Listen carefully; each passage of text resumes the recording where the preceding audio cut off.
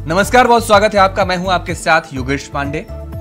स्थायीकरण की मांग को लेकर झारखंड में अनुबंध पारा मेडिकल कर्मियों की हड़ताल जारी है।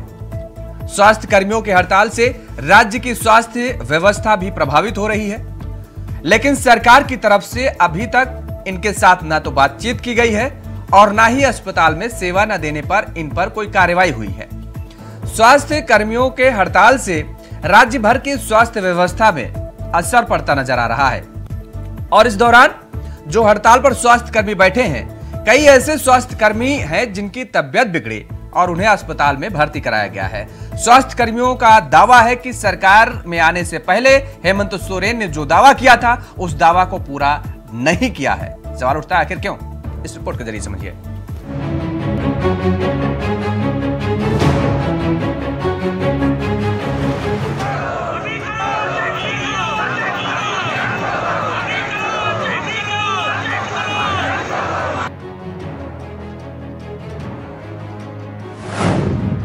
अनुबंध पारा मेडिकल कर्मियों का आंदोलन जारी। पारा मेडिकल कर्मियों की सुध नहीं ले रही सरकार। सरकार की तरफ से न बातचीत न ही कोई कार्रवाई। झारखंड में अनुबंध स्वास्थ्य कर्मी अपने वेतन वृद्धि और नियमितीकरण की मांग को लेकर आंदोलनरत हैं। आंदोलन के 26 दिन से ज्यादा हो गए, लेकिन इन स्वास्थ्य कर्मियों की कोई सुध लेने को तैयार नहीं है। दरअसल सरकार पर वादा खिलाफी के आरोप है, क्योंकि 2019 में चुनाव के दौरान हेमंत और उनकी पार्टी ने इन आंदोलनकारियों से वादा किया था कि सरकार बनने के 3 महीने के अंदर सभी अनुबंध स्वास्थ्य कर्मियों को उनका हक मिलेगा। मगर आलम यह है कि साल 2023 हो गया, न्याय मिला और न ही किसी ने इसकी सुध ली। ऐसे में सरकार और शासन की बेरुखी ने इन चिकित्सकों का पारा और हाई कर दिया है। सरकार को इतनी भी विभाग के अधिकारियों को फुर्सत नहीं है कि वो हमारी सुधि भी आकर के ले लेंगे। मांगों पर विचार करना तो दूर की बात है। हमारे स्वास्थ्य मंत्री भी बीमार हैं शायद, इसीलिए हमारे बीच नहीं आ पा रहे हैं। भगवान उनको जल्दी स्वस्थ करे और हमारा मांग पूरा करने का उन्हें सद्बुद्धि दे, ताकि हम जो सड़कों पे 22-23 दिनों से बैठे हैं उसके लिए उनको थोड़ी संवेदना जगे मन में और हमारे मांगों के प्रति वो थोड़ा गंभीर हो और हम लोग अपने अपने कर्तव्यों के लिए चले जाएं, ऐसा हम कामना करते हैं। लेकिन मुझे नहीं लगता कि सरकार हमारी मांगों के प्रति गंभीर है। सुध नहीं ले रही सरकार। अनुबंध कर्मियों के मुताबिक वे हर दिन उम्मीद करते हैं कि शाम तक कोई निर्णय होगा, लेकिन उन्हें निराशा ही हाथ लगती है। अनशन पर बैठे अनुबंध कर्मियों की कोई सुध सरकार नहीं ले रही है, तो वहीं अनशन पर बैठे कुछ कर्मियों की तबीयत बिगड़ने के बाद उन्हें सदर अस्पताल में भर्ती कराया गया। स्वास्थ्य सेवाएं हो रही प्रभावित।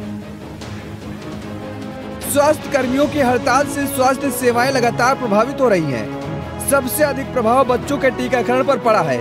दरअसल हर महीने की 9 तारीख को मातृ शिशु जननी सुरक्षा कार्यक्रम आयोजित किया जाता है। इस कार्यक्रम के तहत गर्भवती माताओं की जांच हर सामुदायिक स्वास्थ्य केंद्र में कराई जाती है। ऐसे में मातृ शिशु जननी सुरक्षा आयोजित होने वाला यह कार्यक्रम भी प्रभावित होता नजर आ रहा है। नहीं हुआ कोई ठोस प्रयास।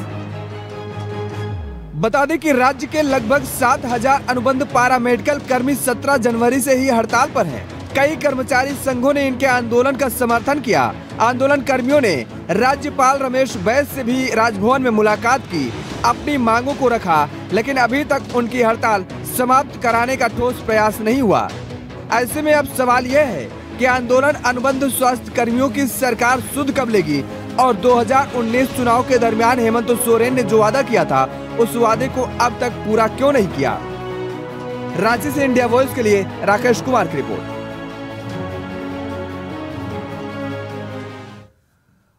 तो झारखंड में इन स्वास्थ्य कर्मियों की हड़ताल लगातार जारी है, लेकिन सरकार को इतना समय नहीं या सरकार के किसी नुमाइंदे को इतना समय नहीं कि वो इनके बीच में जा सके और इनकी परवाह कर सके, इनकी मांगों को लेकर के इनसे चर्चा कर सके कि आखिर मांग क्या है और उन मांगों को किस तरीके से सरकार निराकरण कर सकती है। कोई परवाह नहीं सरकार को। सरकार ने यह जरूर दावा किया था, सरकार नहीं कहेंगे क्योंकि हेमंत सोरेन उस समय सरकार में नहीं थे।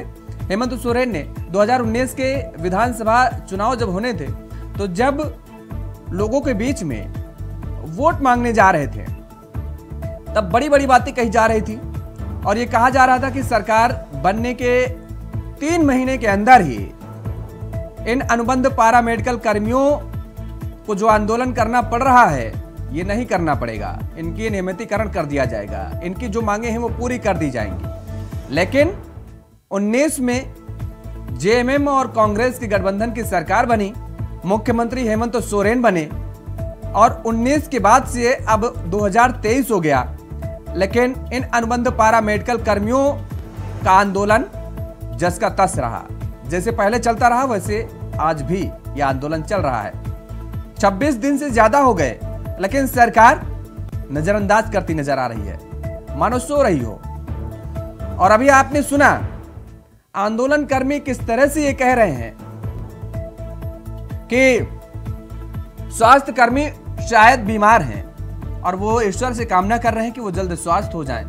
ये एक तंज है ताकि इनकी गुहार को सुनी जा सके। और हमारे सहयोगी राकेश कुमार इस दौरान जीरो ग्राउंड पर मौजूद हैं, हड़तालरत स्वास्थ्य कर्मियों के साथ हैं वो। राकेश, हम आपसे चाहेंगे कि एक बार वहां का नजारा दिखाएं, तस्वीरें दिखाएं, ताकि सरकार इन तस्वीरों को देख सके और जो सोती हुई सरकार नजर आ रही है वो जाग सके। और वहां पर मौजूद लोगों से, आंदोलनरत स्वास्थ्य कर्मियों से जरा आप बात करिए। देखिए योगेश, मैं जहां हूं कहा जा सकता है कि यहाँ अनशन का स्थल है। कई दिनों से आंदोलन इनका चल रहा है और सबसे बड़ी बात कही जा सकती है कि सरकार की तरफ से अभी तक इन लोगों से कोई भी बातचीत करने नहीं आ पाया है। मैं थोड़ा दिखाना चाह रहा हूं कि जो कुछ परिस्थितियां यहाँ पे आप देख सकते हैं कि जो कुछ स्थिति है यहाँ पे, और सीधे तौर पे कहा जा सकता है कि जिस तरीके से माहौल कहा जा रहा है कई दिनों से चल रहा था और कई दिनों से इस बात को लेकर आंदोलन किया जा रहा था कि आखिर क्या कुछ स्थिति बनेगी। लेकिन फिलहाल की बात की जाए तो आंदोलनकारियों का कहीं ना कहीं अनशन भी चल रहा है और साथ साथ ये भी चल रहा है कि किस तरीके से सारी चीजें चलेंगी। तो कुल मिलाकर ये कहा जा सकता है कि आने वाले समय में आंदोलन का रुख क्या होगा इस पर चर्चा जरूर होगी। लेकिन जिस तरीके का माहौल यहाँ देखने को मिल रहा है उससे लग रहा है कि कहीं ना कहीं आंदोलनकारी काफी दिनों से परेशान है। मैं कुछ लोगों से कोशिश करता हूँ कि सबसे पहले उनसे बात भी करूं और कोशिश करूं कि किस तरीके की परिस्थितियां हैं। क्या लगता है कि आप लोगों का क्या आंदोलन चल रहा है, किस तरीके से सारी चीजों को देख रहे हैं?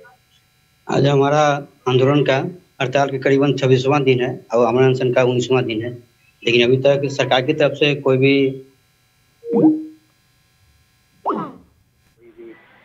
आपका जो पक्षी है वो कोई लोग अभी तक नहीं मिलने आए।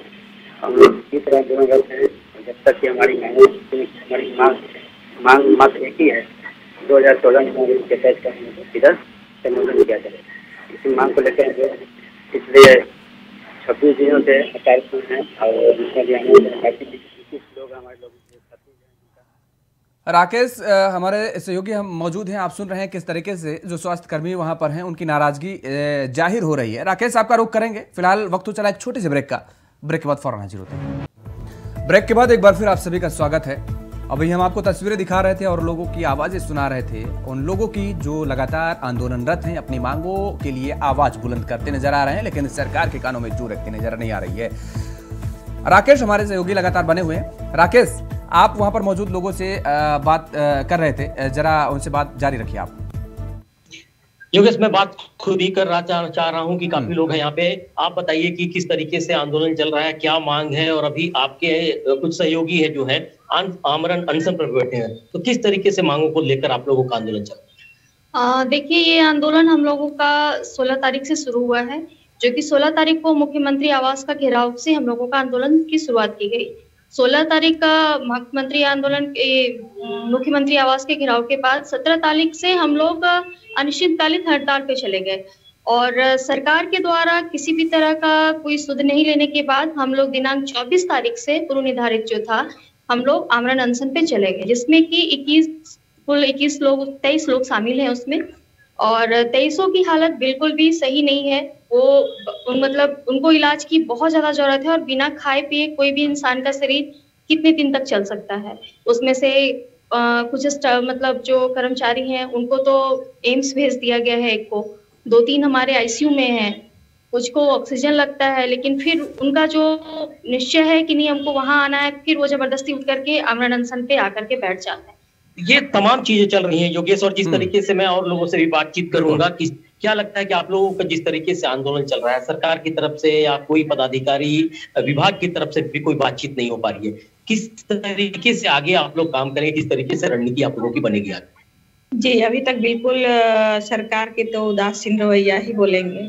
अभी तक कोई बातचीत की कोई पहल ही नहीं हुई है, और इसी तरह हम लोग आंदोलनरत रहेंगे जब तक हमारी मांगों को पूरा नहीं किया जाता है। कम से कम सरकार को पहल तो करनी चाहिए कि हमारे बच्चे रोड पर बैठे हुए हैं, अभी स्वास्थ्य विभाग के बच्चे जो कोरोना वॉरियर्स रह चुके हैं।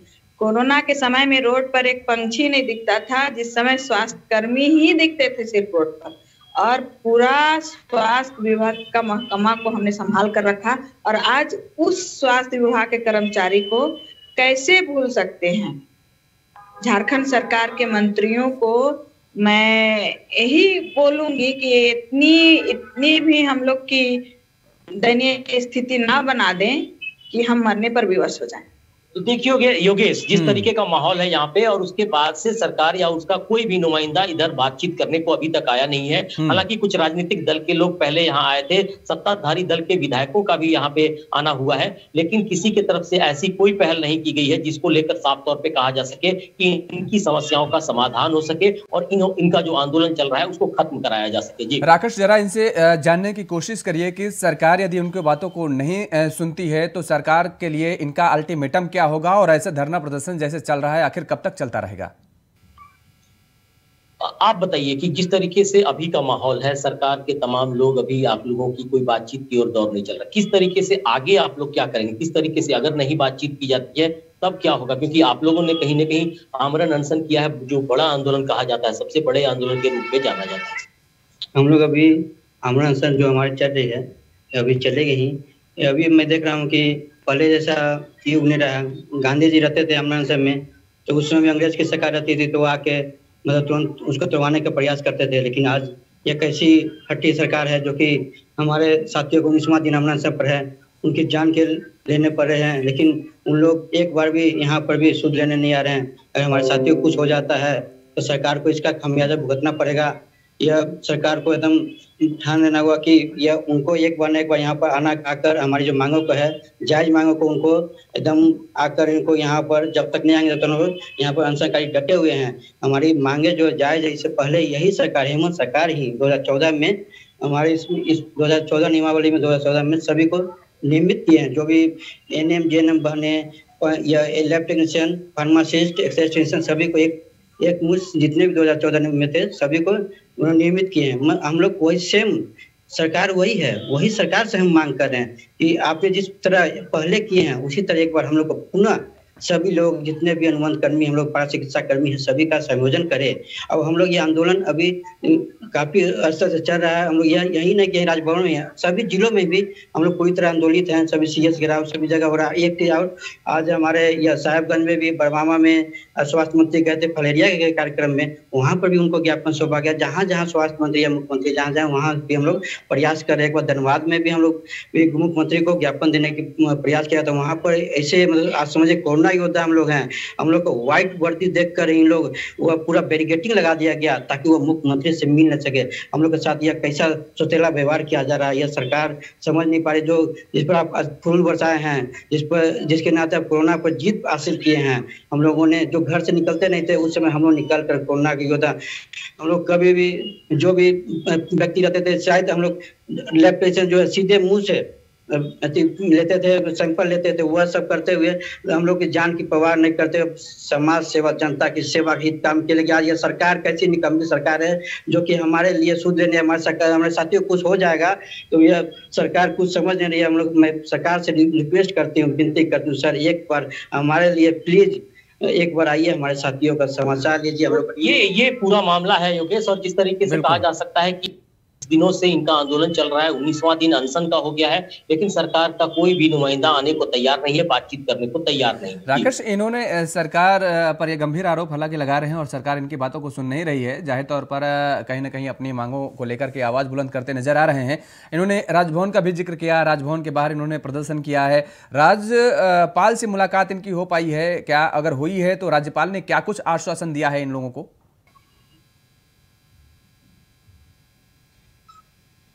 राकेश, आवाज मिल पा रही है?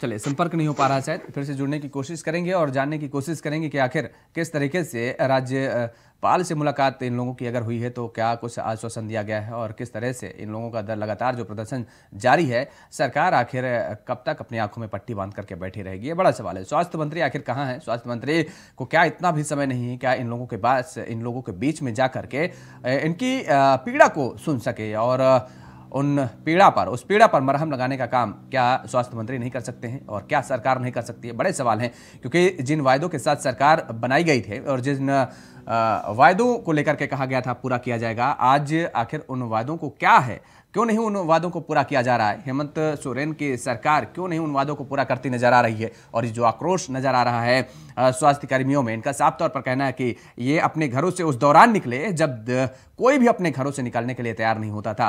कोरोना काल का ये लोग जिक्र कर रहे हैं। कोरोना काल के दौरान यही वो लोग थे जो लगातार लोगों को टेस्ट कर रहे थे, लोगों को एडमिट करवा रहे थे और लोगों की सेवा करते हुए नजर आ रहे थे। जिस समय कोई पारिवारिक या रिश्तेदार का हम जिक्र करें तो एक दूसरे के काम नहीं आता था, उस दौरान ये लोग मदद करते हुए नजर आए हैं। कहीं ना कहीं कोरोना योद्धा के रूप में इन लोगों ने काम किया है, लेकिन आज सरकार उन सारे कामों को, इनके द्वारा किए गए कामों को क्यों भूलती नजर आ रही है, क्यों नजरअंदाज कर रही है? ये बड़े सवाल हैं। और अगर ये अपनी जायज मांगों को लेकर के आवाज बुलंद कर रहे हैं तो सरकार इन मांगों को लेकर के क्यों नहीं सुन रही है? एक बार फिर से राकेश हमारे साथ, हमारे सहयोगी बने हुए हैं। राकेश, हम ये जानना चाहेंगे कि राजभवन का घेराव भी राजभवन के बाहर इन लोगों ने प्रदर्शन किया था, राजभवन के अंदर इनकी एंट्री हुई थी क्या? राज्यपाल से मुलाकात अगर हुई है तो उन्होंने क्या कुछ आश्वासन दिया इन्हें? खास करके राजभवन के ठीक सामने का जगह है और सबसे बड़ी बात कही जा सकती है कि राज्यपाल से मुलाकात करने की भी आप लोगों ने कोशिश की है क्या? क्या बातचीत हुई थी, अगर कुछ हुआ था या मेमोरेंडम वगैरह दिया था? माननीय राज्यपाल महोदय से हमारे मुलाकात हुई थी और उसमें माननीय राज्यपाल महोदय सारी बातों को रखा गया और उन्होंने एक बहुत अच्छी बात कही थी कि आप लोग की आवश्यकता है तभी आप लोग को इससे रखा गया है। नुमान प्रॉब्लम जो जितने भी कर्मी लोग हैं सब लोग को रखा गया, मतलब कि आप लोग की सरकार को आवश्यकता है तभी रखा गया है। इसलिए आप लोग की बातों को हम या स्वास्थ्य मंत्री को बुलाकर बातों को रखेंगे और उसी दिन उन्होंने कहा था शाम को स्वास्थ्य मंत्री को बुलाते हैं, उनसे वार्ता करते हैं, आप लोग के लिए उचित पहल किया जाएगा। और उसके बाद अभी तक का तो हम लोग की तरफ कोई सा उचित पहल हम दिख नहीं रहा है। इन्होंने पूरा आश्वासन दिया था, पुलिस आश्वस्त किए थे सर, हम लोगों ने माननीय राज्यपाल महोदय से आग्रह भी किए थे, उन्होंने कहा था कि एकदम होना चाहिए, आप लोगों की मांग एकदम जायज है। यहाँ राज्य के जो मेन होते हैं माननीय राज्यपाल महोदय, उन्होंने कहा है कि हम लोग की मांग जायज है, हम लोग को होना चाहिए। तो मैं माननीय मुख्यमंत्री महोदय से भी आग्रह करता हूँ कि हम लोग की मांगों को जायज मानते हुए हम लोग की संनियमितीकरण किया जाए। तो ये मामला है, खास करके राजभवन भी मुलाकात हुई थी, राज्यपाल से भी मुलाकात करने के बाद भी इनकी मांगों की ओर कोई किसी ने ध्यान नहीं दिया है। अब आगे क्या कुछ होगा ये तो अभी भी कहा जा सकता है कि असमंजस की स्थिति बनी हुई है। बिल्कुल, ये बड़ी ही दयनीय स्थिति है कि सरकार इन लोगों की मांगों को लेकर के सुनती नजर नहीं आ रही है और नजरअंदाज करती नजर आ रही है। आखिर स्वास्थ्य मंत्री कहाँ गायब हो गए हैं? स्वास्थ्य मंत्री को क्या इतना समय नहीं है कि इन लोगों के बीच में आए और इन लोगों की समस्याएं सुने? ये बड़े अपने आप में अहम सवाल हैं। राकेश, हम आपसे चाहेंगे वहां पर, क्योंकि बड़ी संख्या में लोग मौजूद हैं, उन लोगों के बीच में अगर आप जा सकें, उन लोगों से भी कुछ बात कर सकें कि उन लोगों की क्या कुछ कहना है इस पूरे मामले को लेकर के, क्योंकि तमाम बड़ी संख्या में लोग वहां पर मौजूद नजर आ रहे हैं बैठे हुए। देखिए, यहाँ तो काफी संख्या में लोग हैं। मेरे पीछे आप देख सकते हैं कि जिस तरीके से यहाँ पे धरना स्थल पे लोग हैं और मेरी बाईं तरफ अगर बातचीत की जाए, मैं कोशिश कर रहा हूँ कि यहीं से दिखाने की कोशिश करूंगा कि क्या कुछ माहौल है। ये स्थल जो देख रहे हैं आप, ये अनशन का इलाका है। यहाँ पे आप कतारबद्ध होकर तमाम जो आंदोलनकारी हैं वो अंदर टेंट के अंदर आंदोलन कर रहे हैं और ये अनशन पे, आमरण अनशन कहा जा रहा है। और मुझे जो जानकारी अब से थोड़ी देर पहले मिल पाई थी कि 1 दर्जन से अधिक अनशनकारियों की तबीयत बिगड़ती हुई गई थी। कई लोगों को रिम्स में, कई लोगों को सदर अस्पताल में भर्ती कराया गया था और साफ तौर पे कहा जा सकता है कि कई लोग, खास करके लोग जो थे, उनको एम्स भी भेजे जाने की बात कही जा रही, जिनकी ज्यादा तबीयत खराब हो गई। महिलाओं की संख्या, बड़ी संख्या है यहाँ पे, महिलाएं काफी चिकित्सा के क्षेत्र में काम कर रही थी। हम कुछ महिलाओं से भी बातचीत करेंगे। क्या लगता है कि आप लोग तो चिकित्सा क्षेत्र में कोरोना काल में काफी काम किए, आप लोग घर छोड़कर, परिवार को छोड़कर आज आंदोलन कर रही हैं, किस तरीके से आप लोग को परेशानी का सामना करना पड़ रहा है? देखिए, एक महिला होने के नाते तो हमारी बहुत सारी समस्याएं हैं, लेकिन हमारे भविष्य से ज्यादा हम लोगों के लिए अभी कुछ भी नहीं है। और जितने भी अभी आप देख पा रहे हैं हमारे बीच में, जितने भी एनएम जीएनएम बहने हैं या इलेक्ट्रिशियन भाई, जितने भी हम लोग कर्मी हैं, सबको को बीच सड़क पे सोना पड़ता है। वो फुटपाथ वाला जगह है। छोटे छोटे बच्चों को आप देख सकते हैं कि वो अपनी माँ के साथ आकर के रात में हम लोगों को कितनी कठिनाई होती है। मतलब एक सड़क पे रहना बहुत ही शर्म की बात है, खासकर इसलिए ताकि हम स्वास्थ्य विभाग के हैं इसलिए। और आज के डेट में हम लोग जितने भी स्वास्थ्य कर्मी हैं, हम लोगों की एक अपनी पहचान हमारे अस्पतालों में है, चाहे वो जिस भी जगह पे हो। और हर एक कर्मी के पास उस स्थल से फोन आता है कि दीदी भैया आप लोग कब वापस आएंगे। सरकार भले ही कोई वैकल्पिक व्यवस्था आउटसोर्सिंग वाले की कर ली गई हो, तो आज सरकार का नियम पता नहीं कहाँ चला गया है। एक वैक्सीन को देने के लिए 4 बार प्रशिक्षण दिया जाता है ताकि एक प्रशिक्षित एनएम उस वैक्सीन को दे पाए। और आज हमारे सरकार में, हमारे झारखंड राज्य में बहुत तरह के वैक्सीन लॉन्च हुए हैं और एक छोटे छोटे बच्चों के साथ उसको खिलवाड़ी कहा जाएगा, उनको एक अप्रशिक्षित एएनएम से उनका वैक्सीनेशन हो रहा है। एक एसबी ट्रेन होने के नाते मैं ये भी कहना चाहती हूँ कि प्रसव गृह में ऊपर से निर्देश है कि बिना एसबी ट्रेन का आप प्रसव नहीं करा सकते हैं, लेकिन आज आप कहीं भी जाकर के देख सकते हैं नॉन एसबी ट्रेन गर्भवती महिला का प्रसव करा रही है, जिसमें कि बहुत सारे परेशानी आ रही हैं और उसको सरकार छुपा भी रही है। लेकिन वो हमारे लिए की बात है, क्योंकि हम लोग पूरी निष्ठा से अपने पूरे जीवन को 16 साल स्वास्थ्य विभाग में लगा दिए। और आज जब हमारी हक की बारी है और जितने लोग भी हैं और हमारी मांग को जायज ठहरा रहे हैं, यहाँ तक कि माननीय राज्यपाल महोदय ने भी हमारी मांग को जायज ठहराते हुए कहा था कि हमारे स्वास्थ्य मंत्री से वो बात करेंगे, लेकिन अभी तक हमारे पास कोई निष्कर्ष उभर के नहीं आया। तो स्वास्थ्य मंत्री से भी बातचीत करने की कोशिश की गई है। आपको क्या लगता है कि आप तो काफी दिनों से काम कर रही हैं इसमें, आप लोग अपना भविष्य क्या देखती हैं अब जाकर, आप इस समय में जिस तरीके से आंदोलन करना पड़ा? आसान बात नहीं। इस स्वास्थ्य विभाग को जीवन का जो अमूल्य क्षण होता है हम लोग ने दिया, ना घर देखा ना परिवार देखा, रात ड्यूटी दिन ड्यूटी करके हम लोगों ने इस विभाग को दिया और आज जो विभाग हमें फुटपाथ पर सोने पर मजबूर किए। और मैं कहूँ तो हमारे बच्चे अभी जब भी घर में जाते हैं हम लोग, तो हमारे बच्चे पूछते हैं मम्मी कब होगा आपका परमानेंट। पूछने का कारण है भैया, पूछने का कारण इसलिए है कि उस बच्चे का भी डिमांड हम पूरा नहीं कर पाते। 16 साल में 16,000, समझ सकते हैं कि इस महंगाई में 16,000 में लोग क्या कर सकता है। और उस 16,000 का दर्द सिर्फ एक कॉन्ट्रैक्ट कर्मी ही समझ सकते हैं और कोई नहीं समझ सकते। और इसी दर्द को हम लोगों ने स्वास्थ्य मंत्री के पास व्यक्त करने की कोशिश की, लेकिन अभी तक वो सुध नहीं लिए और पता नहीं कहाँ है वो, अभी तक हम लोग के सामने नहीं आए। तो अभी तो बता भी नहीं सकते हम लोग, लेकिन कभी हम लोग का दर्द समझने का कोशिश नहीं की। मैं एक शब्द में बोल। तो देखिए योगेश, ये पूरा मामला है और जिस तरीके से आपको मैं बताना चाहूंगा कि पूरे राज्य की बात की जाए तो राज्य भर में आंदोलनकारी कहीं ना कहीं अपनी बातों को रखने की कोशिश कर रहे हैं। कांग्रेस के बड़े कार्यक्रमों में आज बड़े नेता पहुंचे हुए, खास करके खड़गे पहुंचे, जो राष्ट्रीय अध्यक्ष है राजेश ठाकुर है, वो साहेबगंज में पहुंचे हुए हैं। तो धनबाद, साहेबगंज, जमशेदपुर या तमाम जगहों पे कार्यकर्ताओं के साथ जरूर जमा हो रहे हैं, लेकिन इनकी समस्याओं बिल्कुल ये कहा जा सकता है कि आगे आने वाले चुनावों के लिए उन्हें समय है, इन नेताओं को समय है, सरकार में बैठे नुमाइंदों को समय है, लेकिन इन स्वास्थ्य कर्मियों से मिलने का इनके पास समय नहीं है। राकेश, इस दौरान हमारे साथ प्रदीप सिन्हा भी जुड़ चुके हैं, भारतीय जनता पार्टी के प्रवक्ता हैं। प्रदीप जी, बहुत बहुत स्वागत है आपका इंडिया वॉइस पर।